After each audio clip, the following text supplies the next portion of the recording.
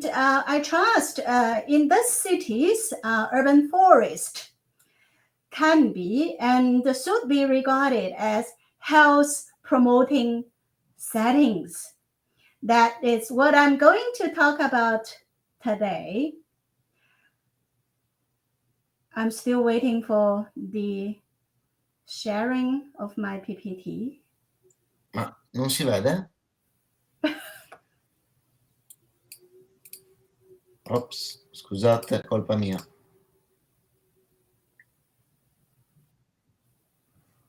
It's still not there. Un attimo. Ok. Okay, so it's fine. And not there. Now I can see it. Yes. Since March 2020, when the COVID-19 was declared as a pandemic, I think we all still remember this thing. Public health has become a hot topic, naturally, right? While slowing down the viral transmissions and curbing the increasing numbers of infections among the communities have been a priority of many governments across the globe. In the meantime, actually, considerable scholarly and policy attentions has also been devoted to people's psychological and mental health, which has been negatively affected by the pandemic. Many people have experienced or are still experiencing a relatively high level of stress and anxiety, of course, due to many different reasons. Like I have listed some here. We are all exposed to many negative news presented in social media. We have no idea which vaccine is more effective, how many doses should we take, is the booster necessary, what will be the negative consequences, and so on and so forth. And in associated with this negative news, I think our trust in the government has deteriorated or declined. And many parents, they have to deal with homeschooling because the schools are closed and many places for people or kids activities are also closed. And we are restricted from international traveling. I have been here for about 2 years. I couldn't leave Hong Kong to anywhere else. And also another very risky issue is the physical isolation and quarantine. I think what is going on, the pandemic in the Europe nowadays has forced some countries to have another round of lockdown.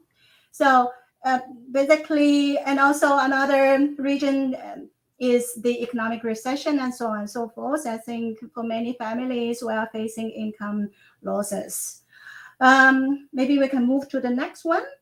And altogether, this high level stress and the anxiety have turned into a full-fledged mental health crisis across the globe.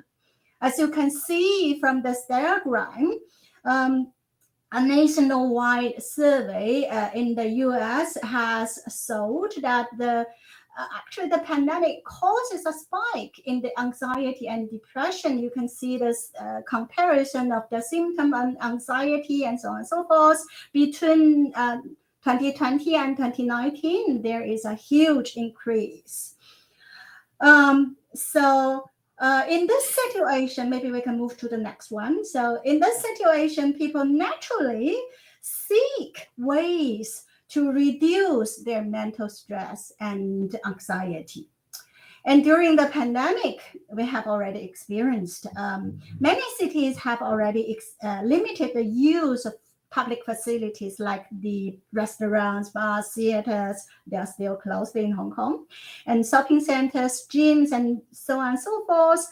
So which means that the public green spaces or urban forest have been positioned as the only outlet for people and residents who look to for respite, for exercise, to have some recreation, to perform distance the socializing, and enjoy nature. By doing these activities, we can our mental stress can be effectively reduced, and our psychological mood can be restored to a certain level. And many scholars have already agreed that one of the positive outcomes of the pandemic is that people rediscover the importance of our green infrastructure. And consequently, there is a renewed attention to the role of urban forest or green infrastructure for public mental health, and also the resilience of future cities and the better of the quality of our life. Maybe we can move. In principle, the total or the sum of urban green area or the green infrastructures can be referred to as urban forest. This term was firstly coined by a professor from University of Toronto in Canada, Eric Jorgensen, in 1970s. And this concept of the term has rapidly spread to the US and later on in the Europe in 1980s, and later on maybe late 2000. This concept has been accepted by scholars and policymakers in other areas in the world, like Asia and Latin America. So, but currently, different definitions of urban forest exist, resulting from different various research focus and policy concerns. In general, urban forests are considered to include the total vegetation within the entire area influenced and utilized by urban population. So the most common form of urban forest is woodland that we can see in our parks, like the photo showing here. It's the Lupini Park in Bangkok. And in addition to those woodland, which are traditionally considered as forest, urban forests actually include other forms, like the small green area. Maybe we can show the other photo. The small green area inside of residential compounds. Can I see the other photo? Yes, you can see here. It's a typical urban forest we can find in many Chinese cities, where the high-rise buildings the urban forest or urban green area is provided inside of the residential compounds, and thus urban forests are commonly frequently used by residents who are living there. We can move to the next. And urban forest also, in addition to this group of vegetation, urban forest can also include individual trees, like this one along the trees along the streets. Those are English plant. Actually, in many cities in China, it's very popular. Those are planted during the colonial period or colonial time, but because of the rapid urbanization, those old trees were removed. And another form, yes, maybe we can see that photo. And in addition to those large trees, we can also find the green areas on the top, on rooftop, like rooftop gardens. you normally compressing of small trees or short trees, and mainly the ground cover vegetations like the grasses, herbs, and the shrubs. And these places are also frequently used by citizens in densely populated cities. And we can move to the next photo. And especially when urban vegetation are combined with water bodies as another attractive characteristic or another attractive nature, um, they would be very, very appealing to urban residents. And maybe we can move to the next one.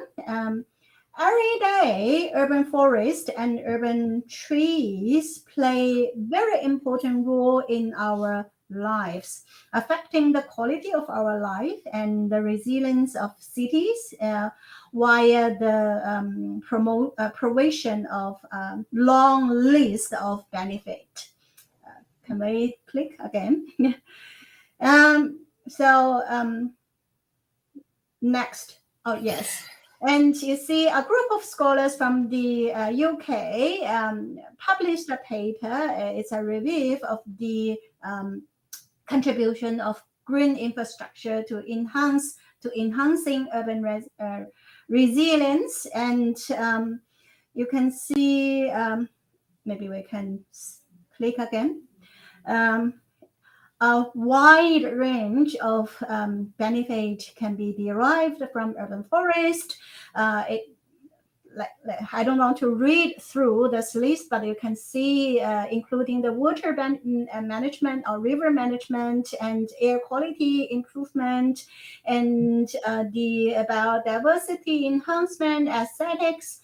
And then maybe we can take a look at the recreational opportunities and social cohesion. And last but not the least is the stress management. You can see that's exactly the last term you can find on this list. And then the natural questions we have, or you may have, would be how urban forests can contribute to improving public health. Can we move to the next? Can we move to the next slide? And Terry Hartig, he is a professor from in environmental psychology from Sweden, and published a paper in 2014 in the Annual Review for Public Health. And this group of scholars summarized the mechanisms of which link nature and public health. But nature is a broad concept, but you can see from the keywords of this publication that what they are talking about are mainly green spaces and green infrastructure, parks and urban forests and community gardens. In this paper, maybe we can move to the next. In this paper, 4 possible pathways have been identified, linking urban forest or the use and context of urban forest with health and well-being, like the improved performance, subjective well-being, and so on and so forth. So the 4 in between the urban forest and health are the possible mechanisms or possible pathways. And I will go through the major focus of my talk. I will give you more explanations about these 4 possible pathways. And then following this, I will explain how we can design and integrate urban forest in our future cities to have better health outcomes. So the first pathway is, can we move to the next slide? And the first pathway is about the regulating mechanism of urban forest. It covers several different aspects, but the most important one is the reduction of air pollutants. So the respiratory conditions can be significantly improved. And as I saw here, the right hand figure, it's uh, figure showing you the ways by which the air pollutants can enter into the plant bodies through the tiny openings on the leaves and small twigs and branches. Those are defined as stomata, and SO2, NO2, and even particulate matters can enter into the tissues of plants, so the air pollutant can be removed from the ambient atmosphere. And you can see the left-hand side photo or the diagram. That's the way for us to reduce the air pollution is to put green barriers between the source, pollution source, and the recipient, like the citizens. So you can see along the street, we put some green forest or trees so that the uh, particulates and the other other pollutants can be removed significantly. So the health, or the people's health can be improved. And maybe we can move to the next slide. In addition to the removal of air pollutants, and actually the some studies have also focused on people's exposure to ultraviolet radiation. It's a major risk factor for skin cancers and also other systems, like prolonged exposure to UV radiation can also cause adverse health impact on our eyes and immune system, although it has been argued that a small amount of exposure is beneficial. So trees are regarded as nature's sunscreen. So the they can contribute to reduce the uh, UV radiation, with results depending on the amount of canopy covers, but more than 50% of the UV radiation can be blocked, and so significantly reduce the exposure and reduce the risk of developing skin cancers. And the last aspect of this pathway, this mechanism, this physical mechanism, is about people's thermal comfort. As you can see from this photo, tree cover can reduce or can improve people's thermal comfort through pro shading. You can see here the shading, and also the transpiration. Evapotranspiration is a mechanism trees can remove the water from roots to the ambient atmosphere.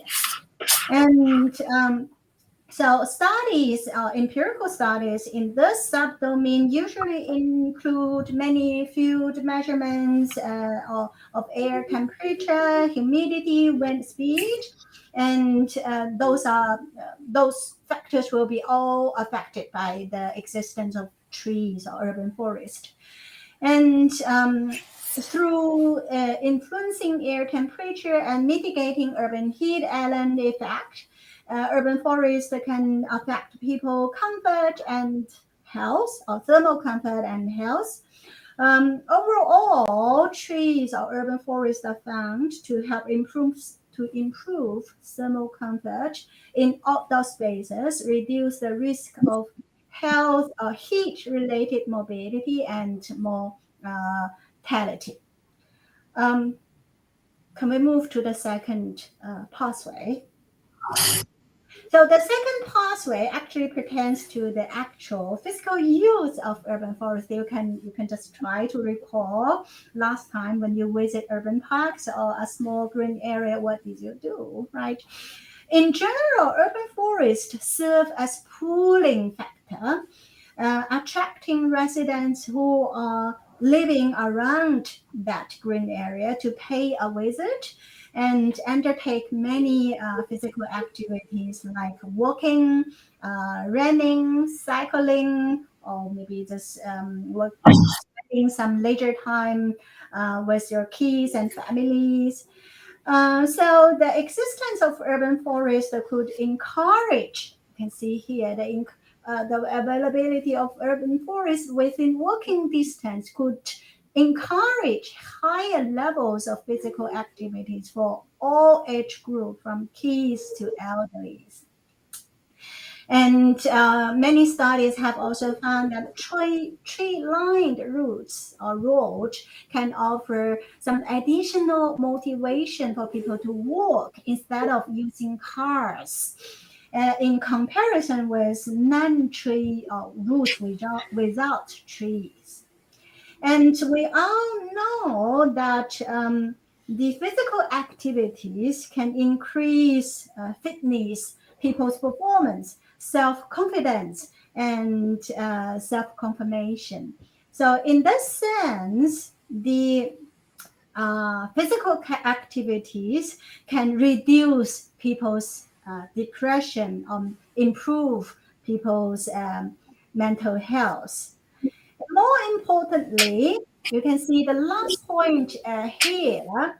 More importantly, what is more important is that physical activities that have been conducted in natural environment, like in forest, urban forest, are more mentally and psychologically beneficial than those conducted indoor.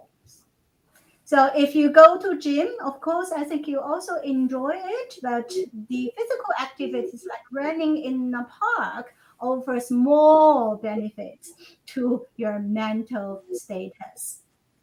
And a large numbers of study can be found in this subfield, but the findings are not always consistent. A factor that have been frequently mentioned is about the quality of urban forest. So you can think about the quality of urban forest. I will come back to this point later, how we can define the quality of urban forest and how we can really design some high quality urban forest so as to encourage people to have more physical activities inside of those urban forests. Maybe we can move to the next point, to the next slide. And the third pathway tries to link urban forests with social contact and social cohesion. It's a measure of the degree to which residents feel a sense of connectedness and belongings and social trust. So you can imagine in a green area, people feel relaxed and people are more easily to interact with others. Even though they might be strangers, they do not know each other. But uh, the presence of urban forests and other natural elements could facilitate greater positive social interactions. People are more willing to interact with each other, share their ideas like about the future development of pandemic and what we are doing today and so on and so forth, right? And then this frequent interactions can result in social inclusion, social cohesion, and social support, with thus better health outcomes can be anticipated. Um, can we have the next click? And you can see here a group of scholars from the Netherlands found that you can see social contact can be a major mediating factor between green spaces and self-reported health outcomes, and reduce the number of health complaints and the self-rated propensity for psychiatric morbidity. So then we can go on to the next slide. That would be the last pathway. This pathway concerns about the capacity of urban forests and on stress reduction, and attention restoration. Many observational and experimental studies could be found in the literature using psychological indicators or psychological indicators. There are two major theories in explaining this pathway. And these two theories have been widely recognized, and they are based, or they share the same root in the biophilia theory, and but offer slightly different views on how mental restoration, you can see psychological or mental restoration, can proceed once a person has gained psychological distance from some demands or stress. Let's look at the first theory.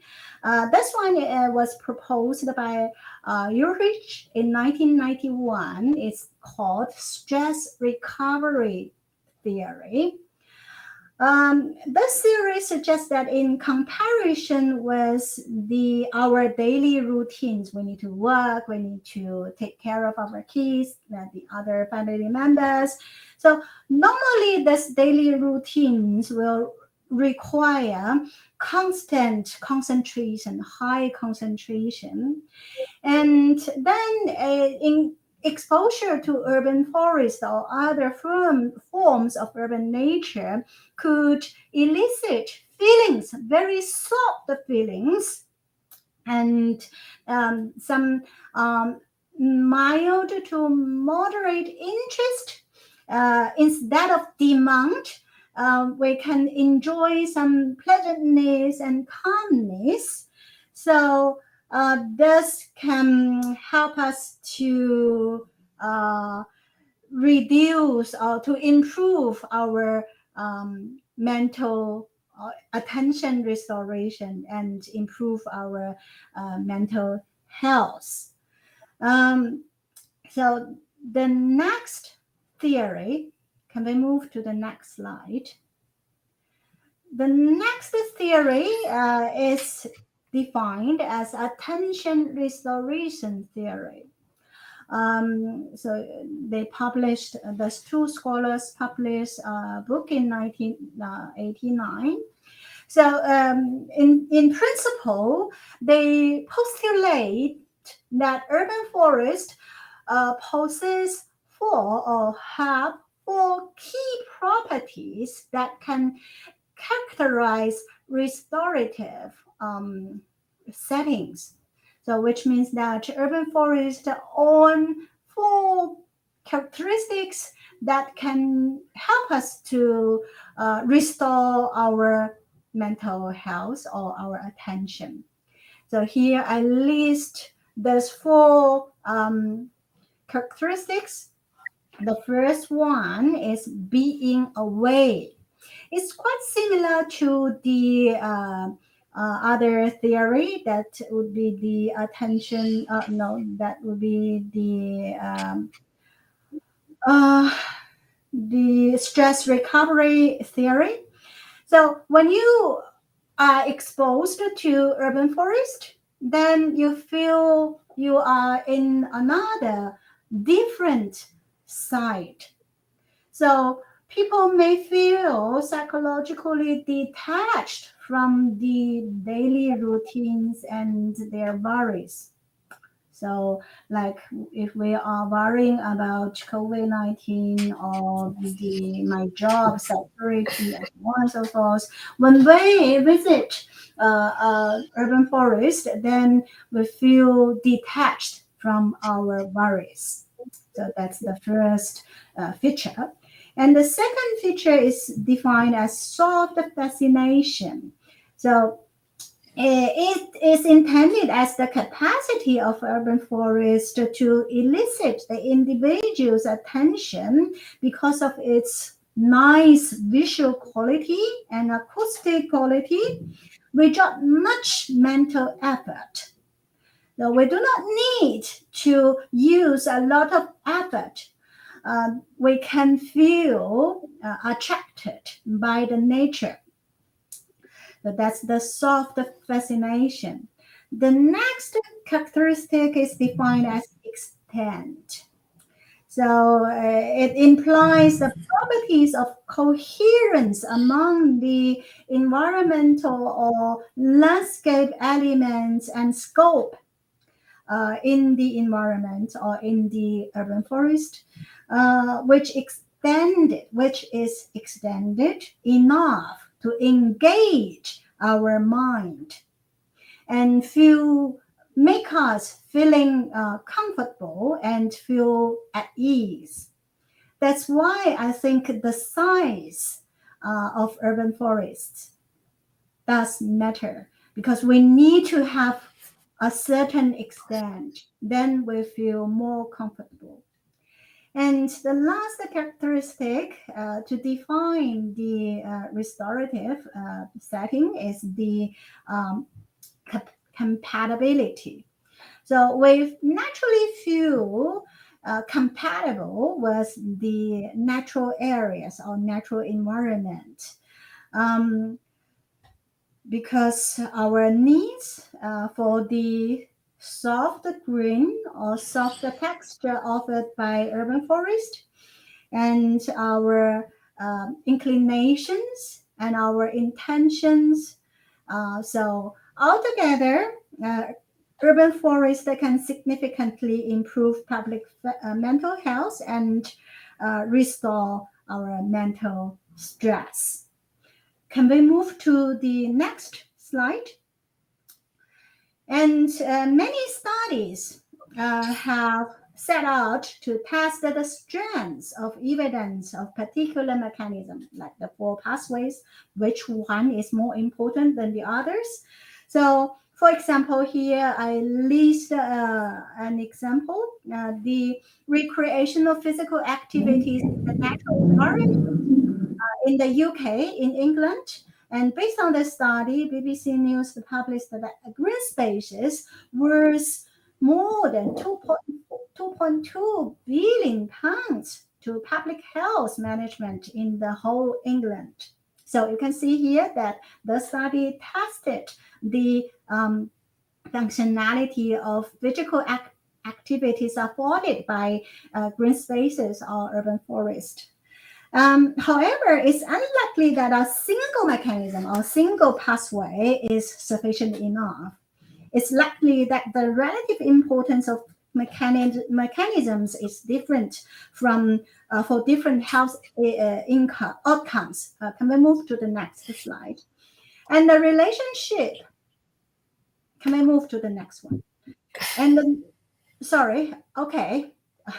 I have the same one, like the four pathways are presented, but it's not showing here. Anyway, so the relationship between these mechanisms is quite complex. So there is a need for us to understand which aspect of urban forest promote restoration significantly, and what kind of policy interventions or design interventions and what type of social context can support the use and health benefit of urban forests. So the future cities can be designed and constructed with sufficient supply of urban forests as healthy promoting settings. And this leads to the last part of my talk. How can urban forests be designed to maximize health benefits? Which aspects of urban forest contribute most to the health outcomes? So I would like to explain this linkage in 4 dimensions. The first one is the quantity of urban forest. Maybe you will consider it sounds like cliche, but actually it lays the foundation of healthy cities. As the amount of urban coverage matters for health benefits, a group of scholars from China recently studied the health benefit of residential community gardens, I will say. And the community gardens do have some benefit, can improve people's health, but the threshold is 30% of the ground cover, green ground cover inside of the residential area. Below that, no health benefit can be derived. And upon better than 30%, then the higher, the stronger, the better self-reported psychological health can be found. And also the many other studies have also found that the larger area with necessary facilities like the walking paths will encourage people to stay longer and perform diverse physical activities, which means stronger or health benefit can be derived. And which means that the larger, the better. And according, there is a benchmark. So the World Health Organization has already recommended a standard that can be used as a reference. The minimum level is 9 square meter per person to 50 square meter per person. That's the ideal standard. But I think for many European cities, they have already met this standard. But for many other developing cities, or cities in developing countries, there is still a long way to go for the cities to achieve or to meet this standard. And the next slide, please. Once the amount of urban forest can be satisfied, the next dimension in our mind should be the quality of urban forest. So that would be more important, I think, sometimes, especially for those cities who have already equipped with sufficient green areas or urban forests. So here you can see, if you look at individual trees, actually the tree forms and size matter. People prefer to have large spreading canopy like this one instead of the conical form. So the large spreading canopy can lead to better health impact. The study by those 2 scholars from University of Washington State University, they found when they check people, when people weave the different trees, they found that this type or the trees with dense spreading canopy has better health impact. And when we move to the group of trees or vegetation, can we move to the next slide? So when a group of vegetation or plants are provided, you can see here the densities we need to pay attention to. And particularly the availability of paths or walking paths is very important. This group of people, scholars, they found evidence of greater pleasure or mental health where a walking path is provided. And also some other studies have also found that people prefer forests that have relatively open and traversable ground cover. So, um, and also many studies have also focused on the visual quality, as I have already mentioned, the tree species, the density, the canopy size, and acoustic quality, what people can hear inside of the urban forest. That's also matter. We also enjoy the gentle breeze or the sound when we hear um, from the what a bird chirping and other nice pleasant sound instead of noise. And also we need to pay attention to the tree diversity because the people's exposure to diverse trees and faunal species, I mean the like the birds and other small cat animals, can stimulate stronger positive health outcomes. And maybe we can move to the next slide. And another aspect that I want to emphasize, which also define the quality of urban forest, is the safety issue. I think sometimes we overlook this dimension. Sense of safety is recurring issue or theme in many studies examining the relationship between urban forest and people's health. And what characteristic of urban forest contribute to a sense of safety or lack of safety requires our attention. So enclosure, of course, is an important characteristic.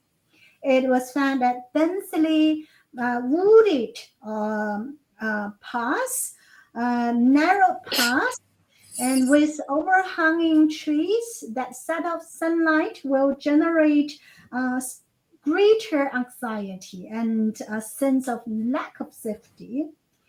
And also the maintenance of urban forest plays also a role in defining the safety of urban forest.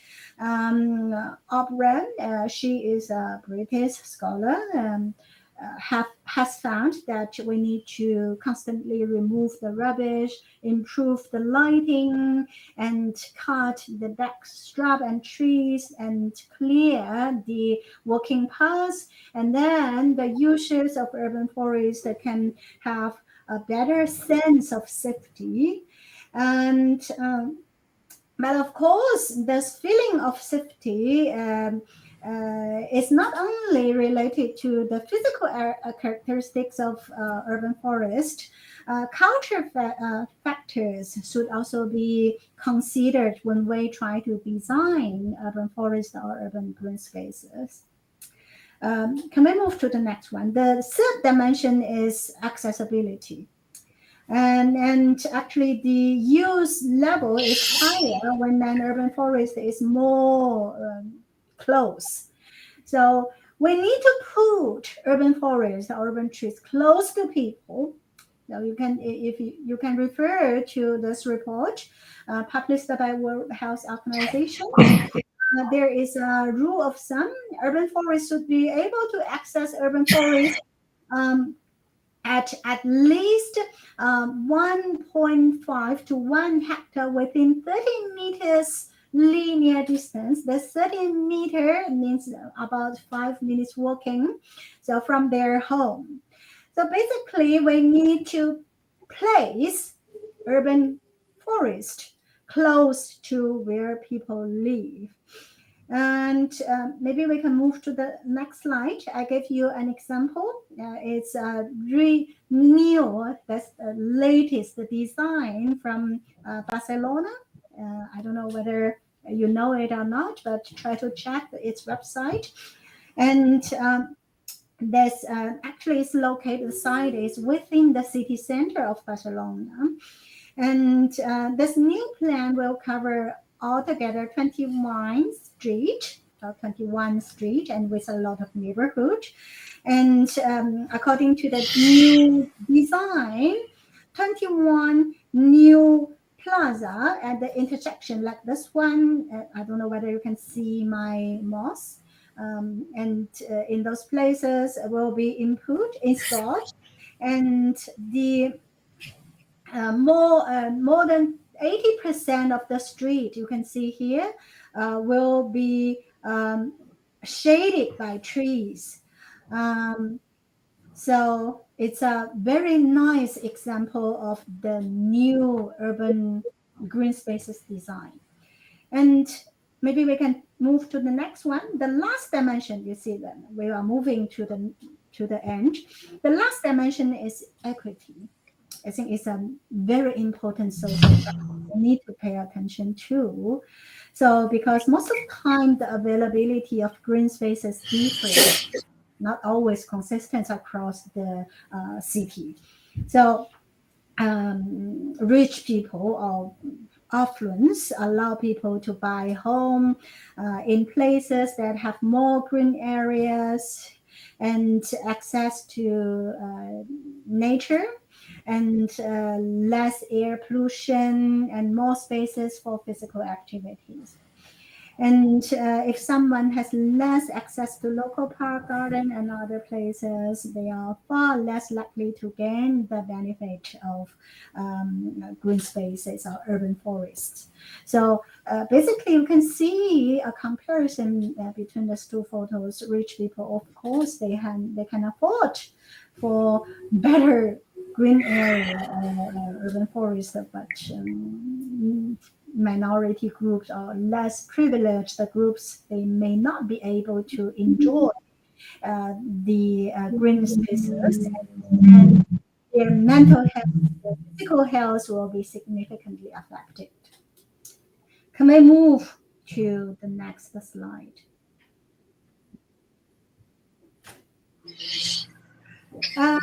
So we all agree that the pandemic has changed our life, our thinking. So humanity is at the crossroad as we gradually enter into the post-pandemic world in the coming months, in the coming future. I hope so, at least. So the future healthy cities has been at the front and also the center of recent discussions and speculations. At least we need to think about how to build future cities where we can still enjoy a healthy life, right? So in the past several decades, I will say, rich or growing scientific evidence already confirmed that we have a lot of knowledge about the linkage between urban forest and healthy, sustainable, resilient, and cohesive cities.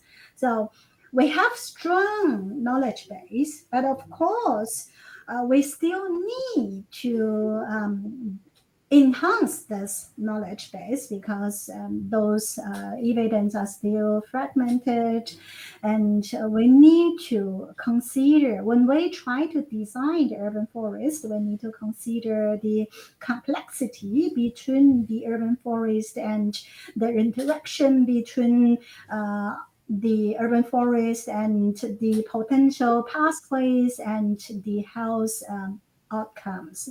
So like I have already mentioned, the interaction, they we couldn't rely on any individual pathway. We need to consider the interactions among different pathways, so we can enhance the health benefit of our urban forest. Um, so, but need to understand that providing public health benefits sometimes is not the primary focus of many urban forest programs. I think the environmental benefits, Oops. some in environmental or ecological benefits, they are more visible, and so the health benefits is something subtle, invisible for the urban forest programs and also the policymakers. So when we try to quantify the public health benefit of urban forest is very challenging. But we need to consider how we can put or position urban forests on the priority agenda, and we need to call for collaboration and financial support for some transformative actions toward dealing with other important threats in future cities like climate change, environmental pollution, and so on and so forth. And then if we can combine public health with other concerns, other challenges together, and I trust that urban forest programs can be more successful. And can we move to the next slide? And there is a Chinese old saying that I want to share with you. The best time for us to plant a tree was 20 years ago.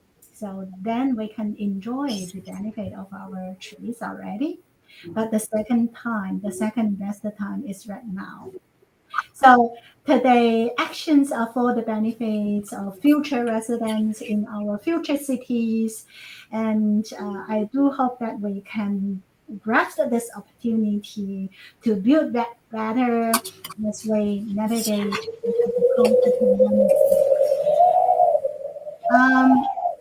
So I will leave my talk with that, and I will be very happy to answer any questions that you may have. And thank you very much.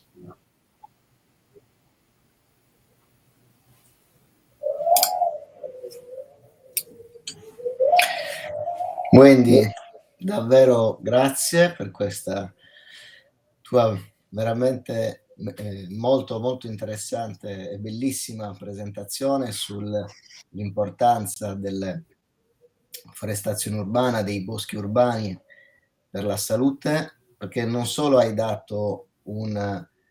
hai fatto capire da tanti punti di vista perché è importante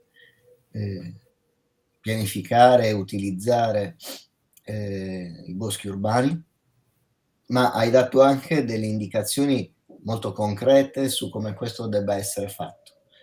E questo sarà di grande aiuto ai nostri partecipanti che potranno trovare nella definizione di spazi pubblici verdi una possibile soluzione, una possibile risposta, un possibile disegno nel loro progetto.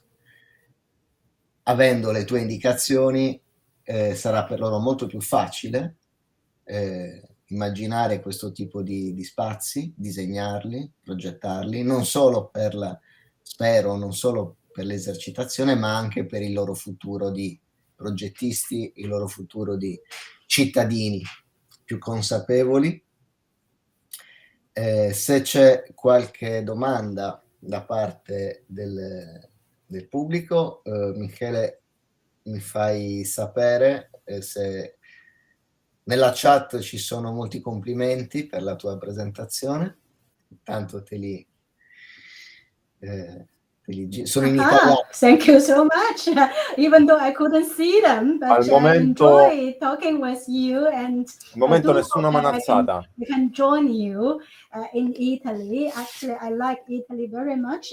I still remember the first time I visited Milan Park North, and it was a chilling morning in winter time, but there were still a lot of people running, cycling, enjoying the forest. It impressed me a lot.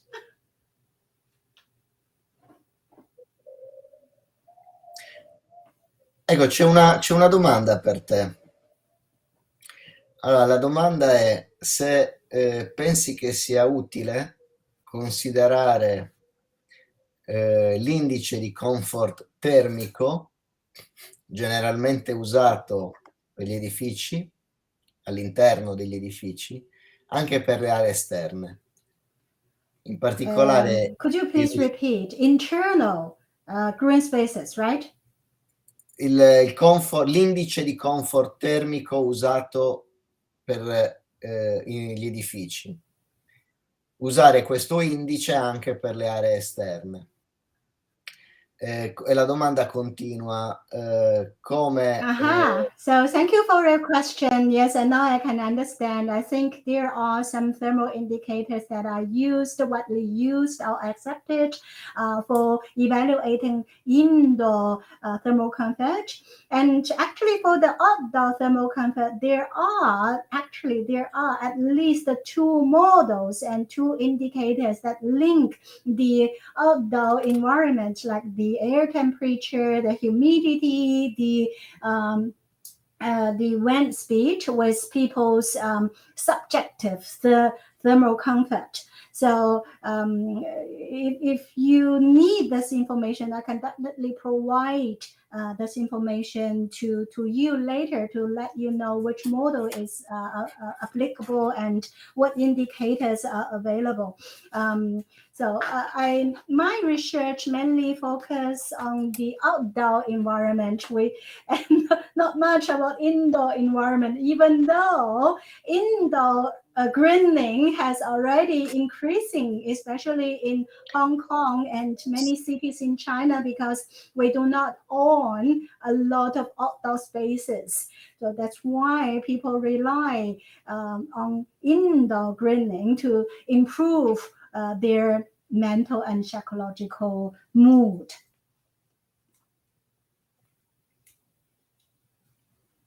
La domanda infatti era se ci sono indici per valutare il benessere nell'ambiente esterno. Yeah.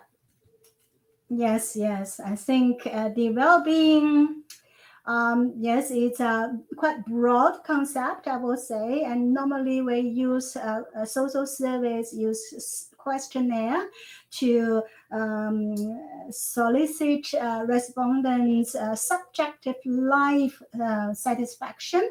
I think it's a key indicator for people's well-being. But of course, we can use that to check people's subjective well-being and use it as a useful indicator to inform landscape design and also mainly the green spaces design.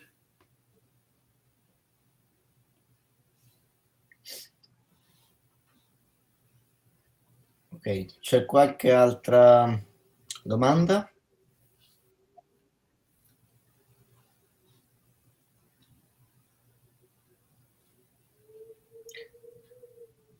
Beh, io spero di poter... Nessuna mano alzata. Ok, grazie Michele.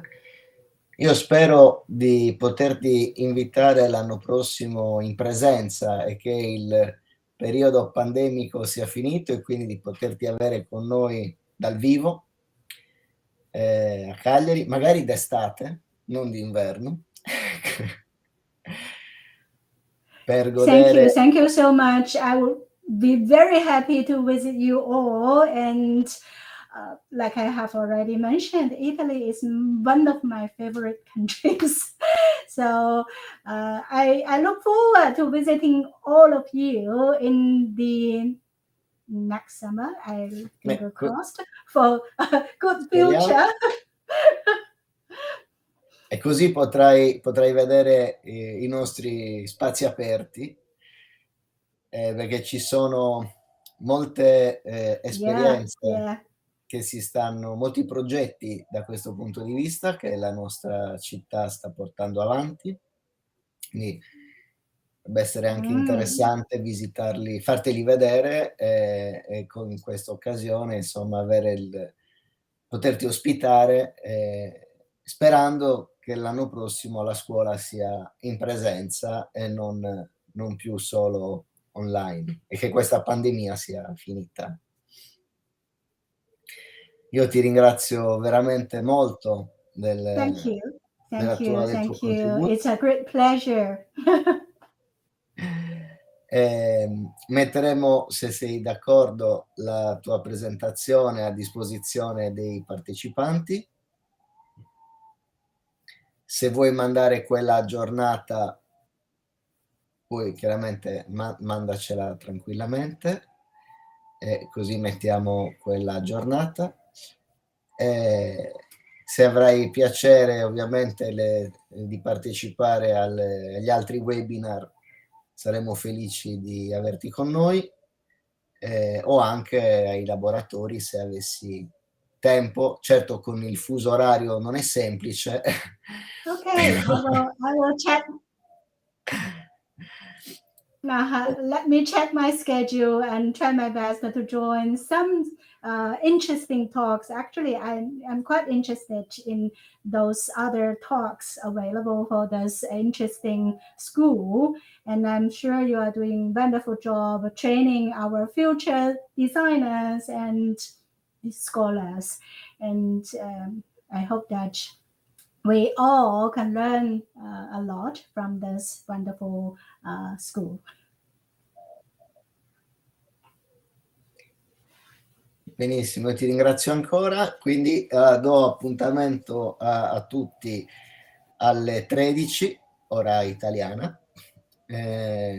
Avremo altri 2 contributi, uno alle 13 e uno alle 14, che affronteranno il tema da punti di vista ancora diversi, perché vi ricordo il nostro approccio è un approccio interdisciplinare e quindi cerca di mettere insieme più punti di vista, perché le nostre città sono sistemi complessi che necessitano di competenze diverse, punti di vista provenienti da discipline diverse. Grazie ancora Wendy per la tua presenza, per il tuo contributo, che abbiamo apprezzato veramente molto, veramente molto. Grazie ancora. Thank you. Bye bye. A presto. See you. Bye bye. A presto.